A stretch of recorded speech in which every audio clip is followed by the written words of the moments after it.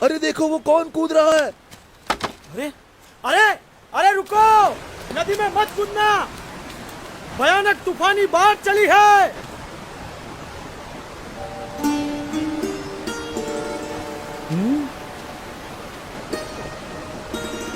अरे कूदे तो मर जाओगे, वापस आओ, रुक जाओ, ठहरो, मर जाओगे।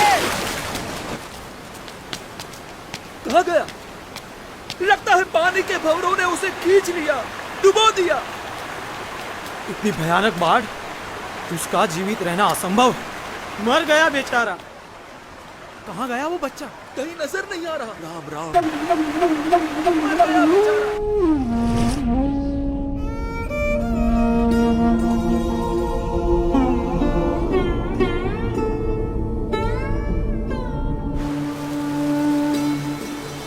कहीं नजर नहीं आ रहा। पानी के भंवरों ने उसे खींच लिया। राम राम।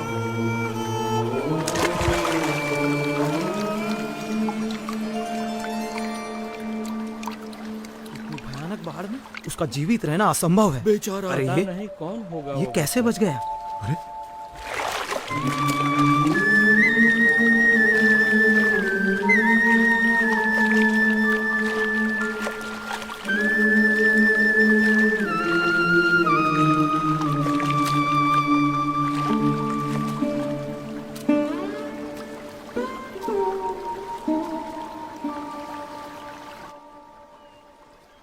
आप इतनी सहजता से इतनी तूफानी बाढ़ में कैसे कूद गए? आपको डर नहीं लगा? भीतर की शांति ऊपर के तूफानों को भी शांत कर देती है। ऊपर के तूफानों से डरोगे तो भीतर की शांति कैसे पाओगे?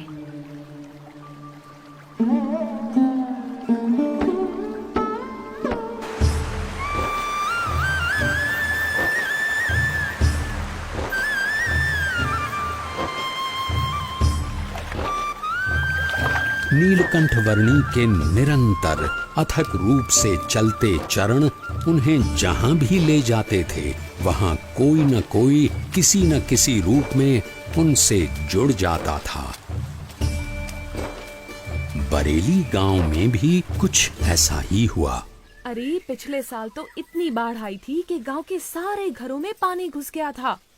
यहाँ तक कि हमारे खेतों में भी फसल बर्बाद होते होते रह गई थी। हम भी अपनी भेड़ बकरियों को बड़ी मुसीबत से बचा पाए थे। वैसे भी कुदरत के सामने हम क्या कर सकते हैं? जो भगवान चाहेंगे वही होगा, सब उसके हाथ में है। हाँ, सो तो है। हरि करे सो होय जगत में, हरि करे सो होय, चाहे करे नर कोटि उपाय, करता दूजो कोय जगत में हरि। अरे रुक क्यों गई? गाना। हाँ? कितना प्यारा बच्चा है। केवल बच्चा है या कुछ इतना छोटा बालक और योगी?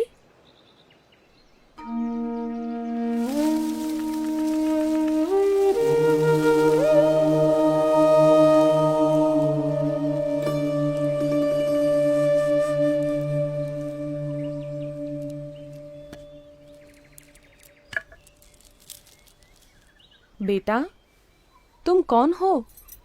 तुम्हारा नाम क्या है? यूं तो सारे नाम मेरे ही हैं, पर आप चाहें तो मुझे नीलकंठ बुला सकते हैं। नीलकंठ? पर तुम यहाँ क्या कर रहे हो बेटा? तुम्हारा घर कहाँ है? उस घर का तो मैं त्याग कर चुका हूँ, फिर भी मैं जहाँ भी हूँ घर में ही हूँ, क्योंकि मेरा घर तो सारा विश्व है। पर इतनी छोटी उम्र में तुमने अपनों को क्यों छोड़ा? सबको अपनाने के लिए, जो भटक गए हैं उन्हें घर वापस लाने के लिए। तुम हो तो इतने छोटे से, पर बातें बहुत बड़ी बड़ी करते हो।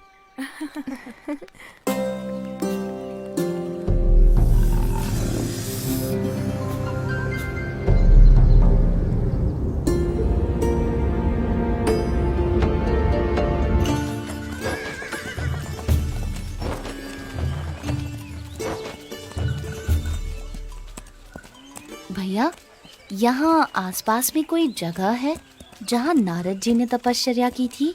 हाँ, उस जगह का नाम ही नारद वन है। यहीं से उस तरफ का रास्ता पड़ता है। अरे वो बच्चा अकेला जा रहा है। किंतु तुम्हारा अकेले वहां जाना ठीक नहीं होगा।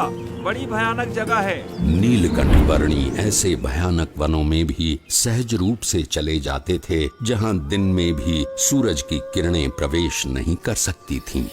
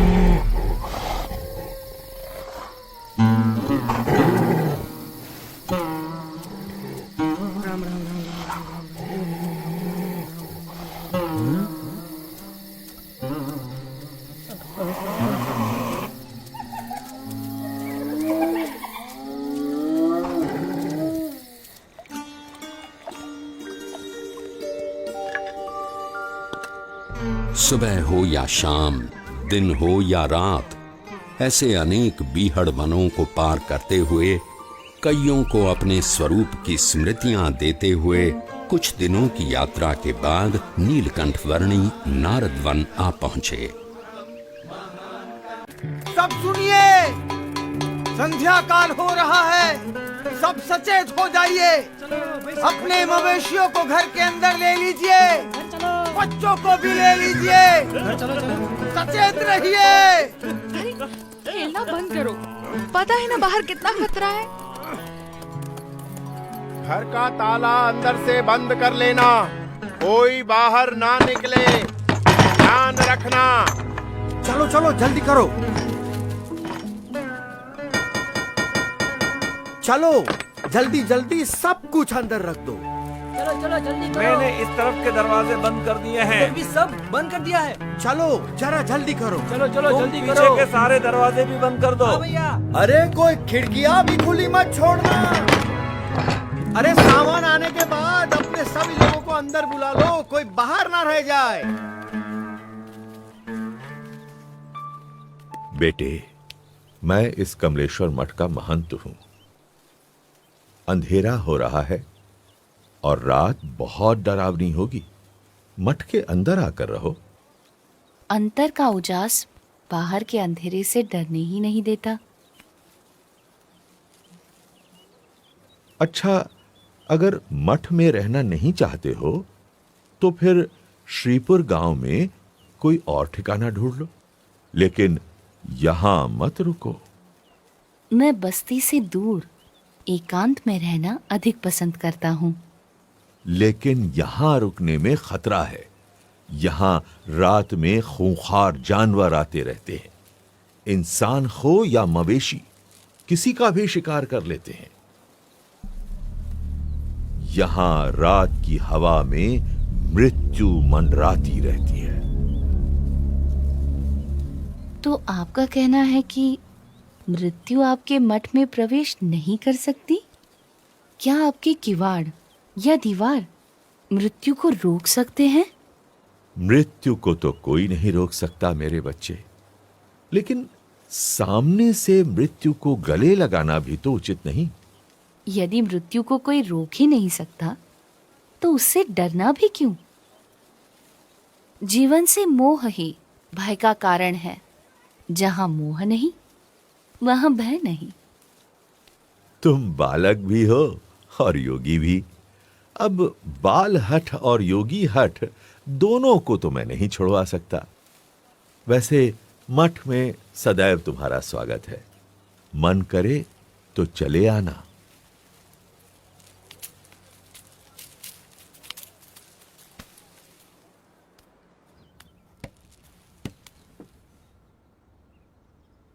मुझे भय है, अगर कोई जंगली जानवर आ गया तो इसकी मौत निश्चित है।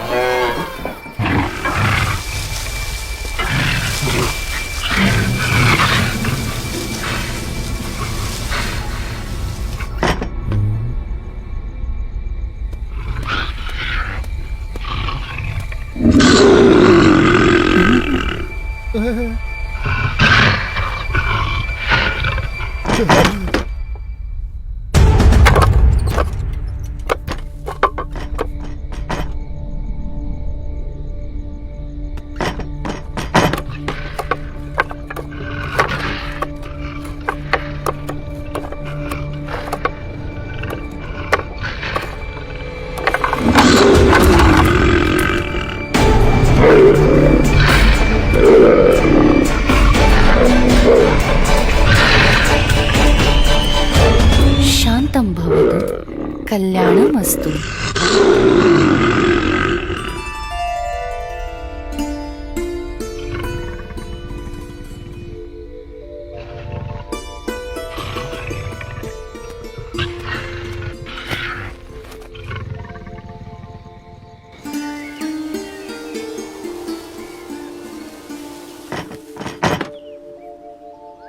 ये क्या?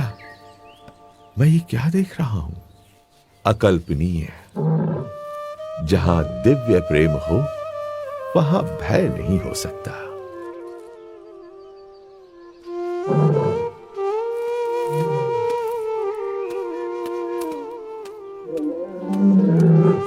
स्वामी, स्वामी रुक जाइए, रुक जाइए स्वामी। स्वामी, स्वामी अब आप कहीं न जाइए। ये मेरा मठ, मेरी महंती, मैं स्वयं, सब कुछ आपका है स्वामी। कृपया स्वीकार कीजिए, स्वीकार कीजिए। मेरा मठ तो सारा विश्व है। उस मठ को छोड़कर मैं इस मठ को कैसे स्वीकार कर सकता हूँ? और इन सब में ही बंधे रहना होता तो घर का त्याग ही क्यों करता? प्रभु, हमारा प्रेम स्वीकार कर यहीं रुक जाइए और हमें आपकी सेवा का मौका दीजिए। जब तुम दूसरों की सेवा करते हो तो मेरी ही सेवा करते हो। जब तुम दूसरों को प्रेम करते हो तो मुझे ही प्रेम करते हो। हरेक जीव में बसे परमात्मा के स्वरूप का आदर करना और उस आदर से हरेक को समान भाव से अपनाकर कल्याण के मार्ग पर प्रेरित करना, वो नीलकंठ वर्णी की अनूठी शैली थी। नीलकंठ वर्णी किसी भी प्रकार के भय से मुक्त थे और दिव्य प्रेम से युक्त थे, और इसीलिए कोई भी मुमुक्षु जीव बड़ी सहजता से नीलकंठ वर्णी से जुड़ जाता था।